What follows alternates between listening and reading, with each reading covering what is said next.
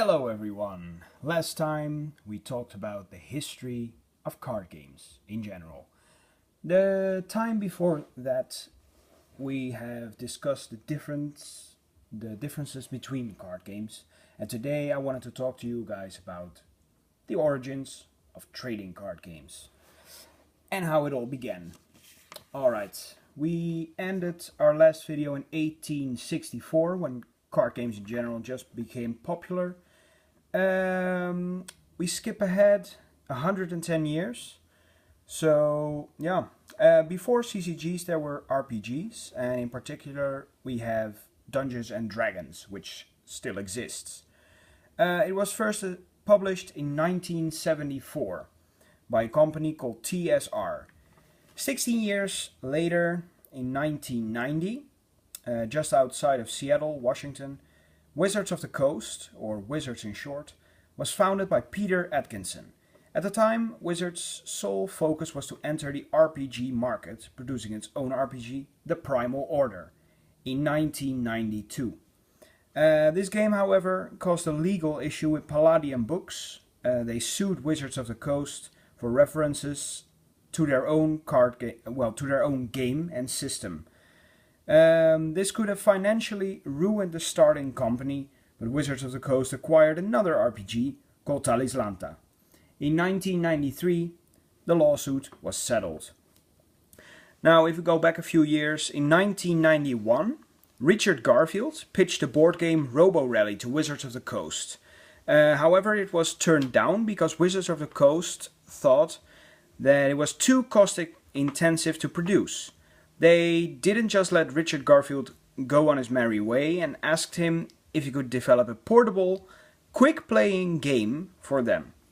Richard Garfield began working on the idea, and in December 1991, he had a prototype for a game called Mana Clash, a concept for a collectible card game. Peter Atkinson, founder of Wizards of the Coast, set up a new company for Richard, and he called it Garfield Games. This was all because of the lawsuit with Palladium Games, and that lawsuit was still not resolved. So eventually, when the legal matters were settled and Garfield Games was shut down because it wasn't needed anymore. It was a shell company, as they call it. The license and production of Mana Clash continued under Wizards of the Coast. The name, Mana Clash, was changed to Magic the Gathering. Hey, there we have it. And in July of 1993, it debuted at the Origins Game Fair in Fort Worth, Texas. It was extremely popular at Gen Con, August 1993, and quickly sold out its 2.6 million card stock. This first print became known as Alpha. Here we have an Alpha card. As you can see, the corners of Alpha are slightly rounder than the cards these days. You can see the card back here. So there you have it, Alpha. Right. So thanks to this success, Wizards of the Coast was able to expand from a basement company to a 250 employee office in 1995. Beta was released with a print run of 7.3 to 7.6 million cards, depending on the source, in October 1993. So that's roughly 2 months after Alpha. And here we have a beta card from it's the same card but from beta. And you can see the corners here are slightly sharper. And there's the card back. It didn't change much. The wording is still the same. We still don't have copyright, year, etc. Just a copyright and the name of the artist. So we have Alpha and Beta. The demand was not satisfied as the set sold out as quickly as Alpha. So yeah, imagine about 10 million cards sold out very quickly. So yeah, despite the increased print run, Wizards of the Coast decided to print Unlimited on December 1st, 1993, with a print run of 35 to 40 million cards, again depending on the source.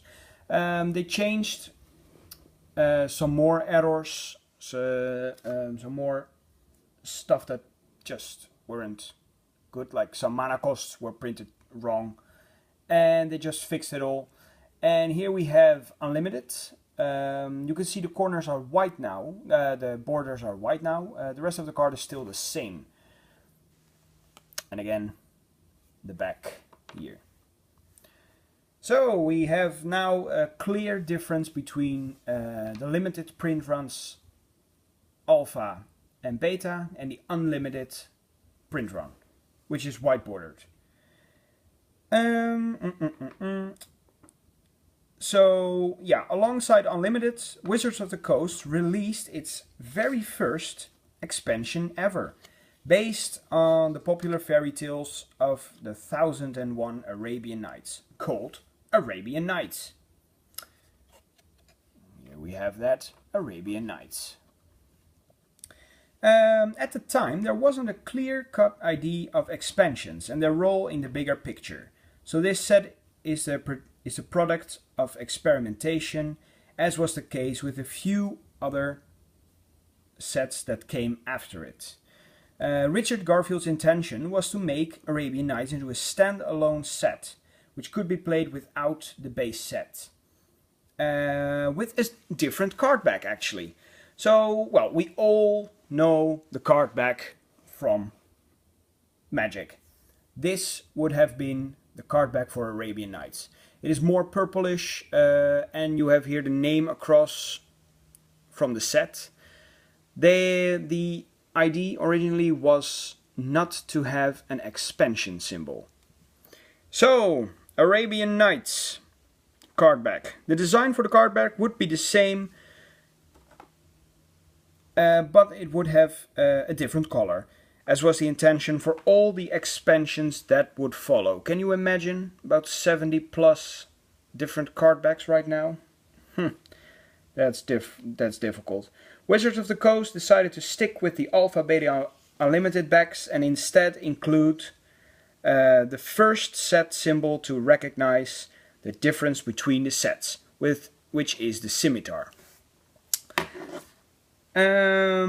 Because this decision was made last minute, Wizards of the Coast decided to exclude Basic Land from the set. Because it was supposed to be a standalone set, Basic Land had to be included. But because of this decision, they took them all out. It was done in such a rush that only the mountain remained on the print sheet as a common. It was forgotten to take out. And to this day, the mountain is the most printed common in Magic the Gathering, thanks to this mistake. The set had another error that makes the set slightly larger for collectors. Some symbols in the set were printed with both light and dark casting cost symbols, which we can see here. Two of exactly the same cards, but as you can see here, this is a dark casting cost, and this is a light one. Also, the one on here is slightly bigger than the one over here. The rest is just the same. There is still no copyright year and all that. Fun fact, Arabian Nights was the only set, along with Portal 3 Kingdoms, to be based on a real world historical thing. This would be Arabia. Yeah. So, Antiquities, Revised, and Legends were printed fairly quickly after each other. The demand was still not satisfied. And as we can see here, this is Revised. And there are some differences. Let me get the Unlimited one out. Ooh, come on. So, as you can see here, there is a small difference. You can see here a double border, two black lines, parallel to each other all along the card. For revised, that was removed. It was just a single line. That's how you can recognize revised versus unlimited. And that's basically, well, the wording was a little bit cropped here. As you can see, U falls here on the other line, and so everything else is decided. So that's revised. By the end of 1994, the amount of cards printed reached 1 billion. That's with revised. So other sets were still being released on an irregular basis until Mirage in 1996. They would have standardized blocks of 3 sets each, all the way up till recent sets. Now then, let's go back a little bit to the card backs. What would card backs have seen like if they would have continued this ID? I have my own theories about it. As you can see here, the borders, they are quite purple and a bit pinkish in the middle. Oh. Now if you go to the booster pack of Arabian Nights, you can see it is purple with yellow letters, just like this one, yellow letters and purple. So my theory is that it's based on the booster packs of the time.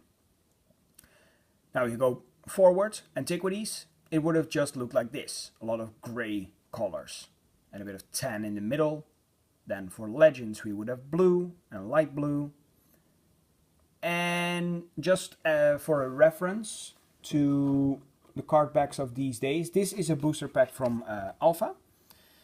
And as you can see, this kind of confirms my belief in this theory. Blue letters, a brown outer ring, and the middle ring is lighter brown. That's just my theory on the whole card back matter. So, well, there you have it. It's the very first beginnings of card games. And remember, at the time Unlimited was printed in, what did I say, December 1993. Arabian Nights was released, and it was still the only card game in the business, the only collectible card game, and people were crazy about these cards. Demand couldn't be satisfied until Fallen Empires. Fallen Empires was a set that was overprinted. It was so massively overprinted. People just couldn't get their hands on sets before Fallen Empires. Stores would order large amounts of product, but they only got a part of it, a part of what they ordered. So the stores just expected to get the same with Fallen Empires. So they just ordered like crazy, and Wizards of the Coast, they were like, ha, but we are going to print a lot, so we will meet your demand. And all the stores got what they ordered. Way too much Fallen Empires. And it coincides that Fallen Empires is one of the worst sets out there. Yeah. A lot of stores wanted their money back. They sent back products and demanded their money back. Stores weren't happy, the players weren't happy, but Wizards of the Coast redeemed itself. Later on, Ice Age, of course. We have Mirage. Later on, Tempest came out after that. And the sets kept getting better and better. But yeah, Fallen Empires, it was printed way too much. And that's probably why the prices are so low for Fallen Empires. Really, if you want to buy a set, it's probably not going to take you more than $30, $40 tops. Well, that's it for this week. Next week we will be discussing 1994 and a little bit further up. And then new card games will enter the picture.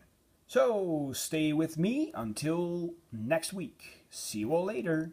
Bye bye.